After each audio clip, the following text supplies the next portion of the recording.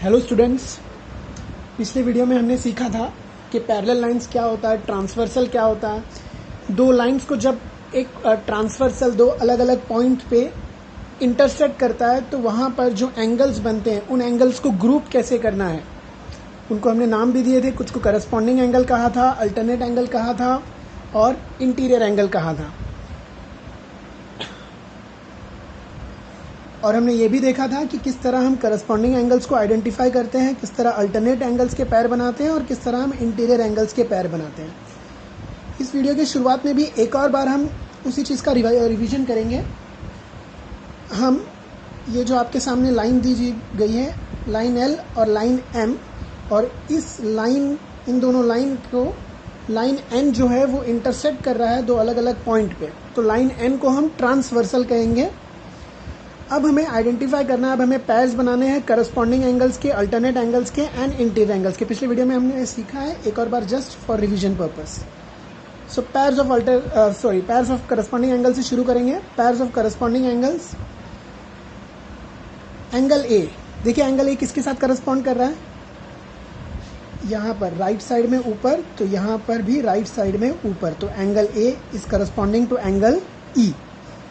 Angle d किसके साथ correspond कर रहा है, angle d is corresponding to angle h. Angle d जो है वो एंगल एच के साथ करस्पॉन्डिंग कर रहा है। एंगल बी किसके साथ करस्पॉन्ड कर रहा है, angle b is corresponding to angle f. And lastly angle c किसके साथ करस्पॉन्ड कर रहा है, angle c is corresponding to angle g. तो ये हमने करस्पॉन्डिंग एंगल्स की यहाँ पर जोड़ी बना ली। अब हम अल्टरनेट एंगल्स की बात करते हैं। अल्टरनेट एंगल्स आपको पता है Z बनना चाहिए इंटीरियर अल्टरनेट एंगल्स में।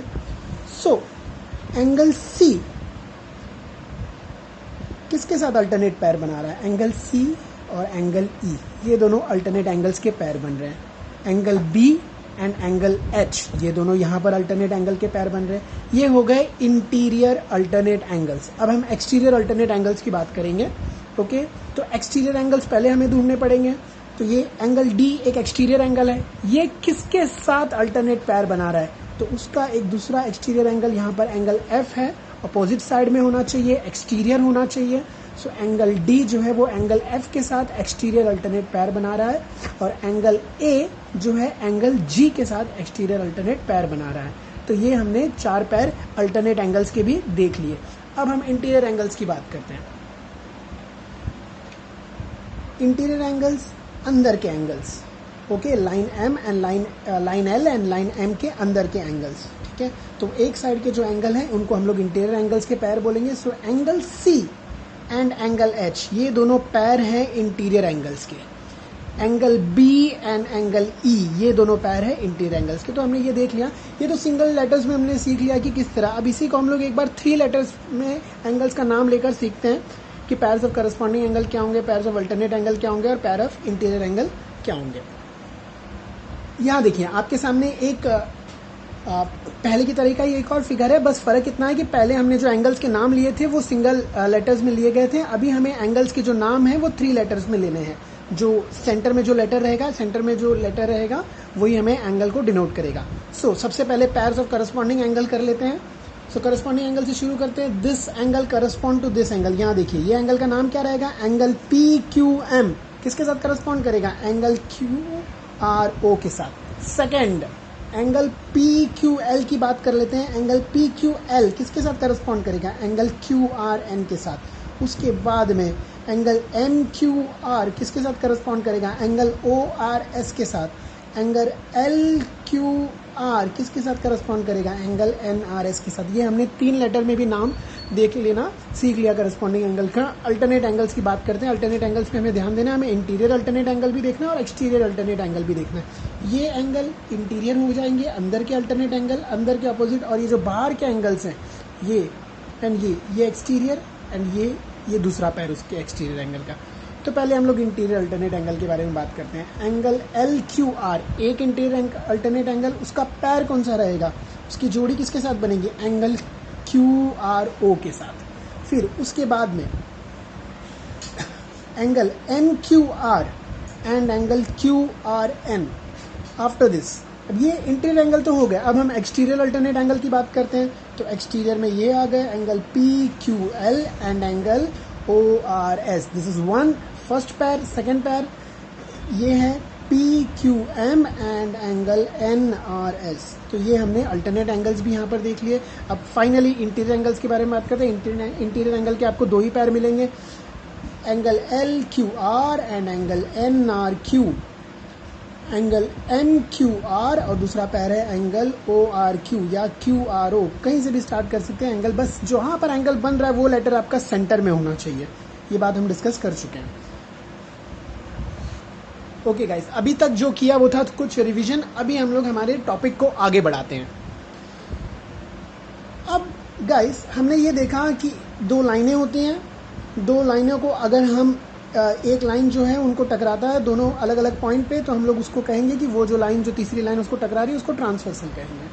अब और कुछ एंगल्स क्रिएट होंगे, corresponding angle, alternate angle and interior angle. अब हम ये देखेंगे कि अगर ये दो लाइंस पैरेलल है, कंडीशन ध्यान में रखिए, अगर ये दो लाइन पैरेलल है और तीसरी लाइन उनको इंटरसेक्ट कर रही है दो अलग अलग पॉइंट पे, यानी कि line l and m are parallel and line n is their transversal, तो करस्पॉन्डिंग एंगल्स कैसे होंगे, अल्टरनेट एंगल्स कैसे होंगे और इंटीरियर एंगल्स का आपस में रिलेशन कैसा होगा, ये हम लोग यहाँ पर सीखेंगे. तो स्टार्ट करते हैं गाइस. तो कंडीशन याद रखिए, लाइन एल और लाइन एम का पैरेलल होना बहुत जरूरी है. अगर लाइन एल और लाइन एम पैरेलल नहीं रहेंगे तो ये जो हम लोग सीख रहे हैं ये काम नहीं करेगा. तो पहले बात तो लाइन एल और लाइन एम पैरेलल होना चाहिए, तो ही ये सारी चीजें वर्कआउट करेंगी. तो पहले प्रॉपर्टीज ऑफ अल्टरनेट एंगल्स. अगर लाइन एल और लाइन एम पैरेलल है और एन उनका ट्रांसवर्सल है जो उनको अलग अलग पॉइंट पे आकर इंटरसेक्ट कर रहा है, तो ये जो लाइन एन जो है लाइन एल और लाइन एम पे जो अल्टरनेट एंगल्स क्रिएट करेगा वो अल्टरनेट एंगल्स आपस में कॉन्ग्रुएंट रहेंगे. मतलब उनके पैर्स क्या होंगे, आपस में कॉन्ग्रुएंट रहेंगे. ओके, सो जरा चेक करते हैं कॉन्ग्रुएंट रहेंगे मतलब क्या होगा. देखिए सबसे पहले पैर्स देख लेते हैं. इस फिगर में इंटीरियर अल्टरनेट एंगल्स पहले बात करते हैं. तो एंगल सी और एंगल ई ये दोनों इंटीरियर अल्टरनेट एंगल के पैर हैं. ओके, सो अगर एंगल सी 30 डिग्री का रहेगा तो एंगल ई भी 30 डिग्री का रहेगा, क्योंकि यही प्रॉपर्टी है अल्टरनेट एंगल्स की, if these two lines are parallel. Okay guys, और उसी तरह जिस तरह ये एक पैर कॉन्ग्रुएंट रहेगा, उसी तरह एंगल बी और एंगल एच भी आपस में कॉन्ग्रुएंट रहेंगे.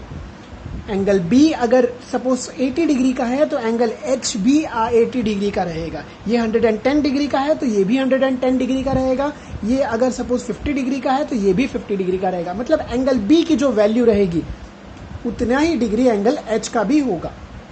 ये इंटीरियर अल्टरनेट एंगल की बात कर लिए. अब एक्सटीरियर अल्टरनेट एंगल भी सेम उसी तरह कॉन्ग्रुएंट रहेंगे. जैसे कि एंगल डी किसके साथ पैर बनाएगा, एक्सटीरियर अल्टरनेट एंगल का, एंगल एफ के साथ. तो यहाँ पर एंगल डी और एंगल एफ भी आपस में कॉन्ग्रुएंट रहेंगे और एंगल ए और एंगल जी भी आपस में क्या रहेंगे, कॉन्ग्रुएंट रहेंगे. देखिए यहाँ पर लिख के बताइए, आप एक बार देख सकते हैं. एंगल सी जो है वो एंगल ई के साथ कॉन्ग्रुएंट है. एंगल बी जो है वो एंगल एच के साथ कॉन्ग्रुएंट है. एंगल ए एंगल जी के साथ कॉन्ग्रुएंट है. एंगल डी जो है वो एंगल एफ के साथ कॉन्ग्रुएंट है. अब करस्पॉन्डिंग एंगल्स की बात करते हैं.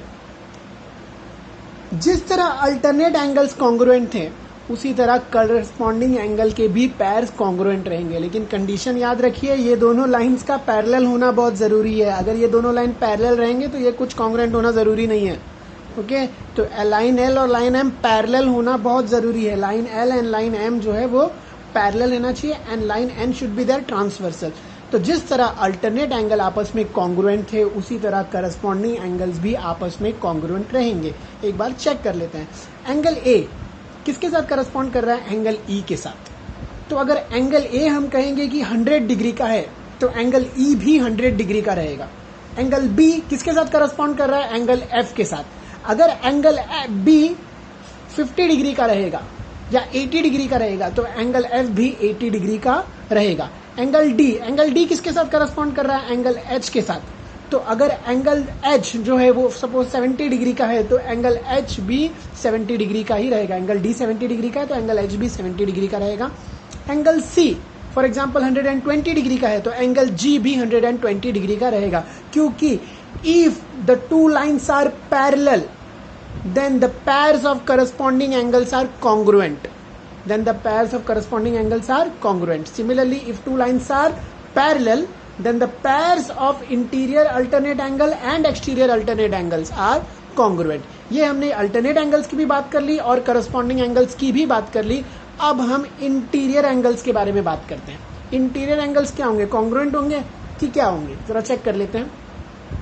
पहले देखते हैं इंटीरियर एंगल कौन कौन से हैं। एंगल बी और एंगल ई एक पैर है इंटीरियर एंगल का, अंदर के एंगल होने चाहिए। एंगल सी और एंगल एच ये दूसरे पैर है इंटीरियर एंगल का।